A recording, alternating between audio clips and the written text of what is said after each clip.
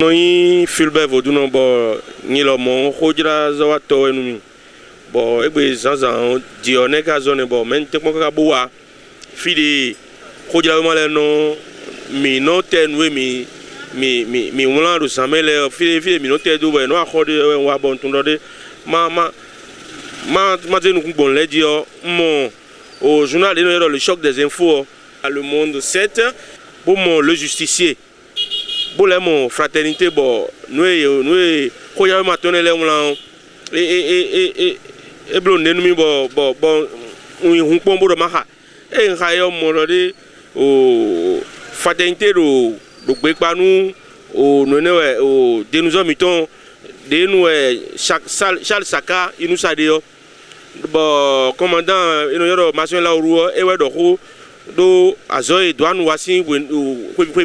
lo de mi de si bi be me ka je din bo mo de douane de nous mi ton wazo town wazo na wa ekun wazo mo ko ton po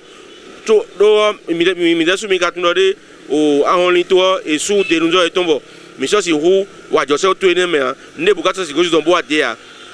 e lo mo wazo ba de ba covid ne le biro fine chuo o denouzo miton le ye wa zobo akwe ye mondo gba me o esu bota umbo bo commandant la oru do khodewu bo e nka nyesu nyilo mo nka khayo moro gbeje mi na panu ye bona to gbe ye me wa zo le Charles Nusa Saka ministre des finances mi na to gbe bo do ye ni ke klen bo le rien zo mo do mika na si do no sa ma do no we fide no go sita won ya to gan miton talon e si wo no wa diyon mi jasu mi monore la zore wa bodo bina blow le do donc azore wa de do o akọ to mi tonu azore le ne si o dudu ne mo mi de dine donc mi moro mi anda jama chonu ye ho go le choc des infos me mori bo moro le justicier be bon me no akani Taofik Sofiano bo e jakoka chinois le bo eze azokwe da ido fibo ino da gan no ze gba kona we no da ve yo fe abeton mi ka khanu e won mi moro de ko ya tondie we e ja so waju to fi bo o singbo de kati ndo apapa don bo ija yi do ko enendie bo demen le tite bo do khodo de no we e do de o entreprise mo ko to no wangu yuo e we sa ganu me wa zoro singbo e horu ko enendie me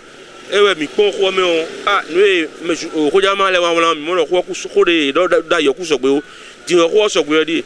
o wangu yu ko de we no egba singbo de hi ho e ya donc singbo o azokwe de ma o de ya de ma ko azokwe to me fi ma ko ganda to me fi na ko sa ganu me ko de owo ko enendie wa yo me ko de chuba ye wa to mi mo ko ni on de ko do gouvernement e ti di do de ke do ke nu me akani Taofik Sofiano homme d'affaires ni e sin ko we bana hengble don e ko jama ka mo lanti mo mi khajin yo mi do mo jama don mo ro re o ne ku mo ra yo re ke do ke nu me we yen ni bo akani Sofiano sin azokwe de hun khashino ale ro o se me crack yo yera zo ton wa bo e wo so di mo gan poro to me fidi aja ho gba gbe di on gan so varia donc mina da jama chunu ye bona don yero de yeni kudo azo bonu to meto vile mi no gudo ton bonu azo wa de yo ni inu kon bonu mi me je le jonja le mi mo te mo kodo safuin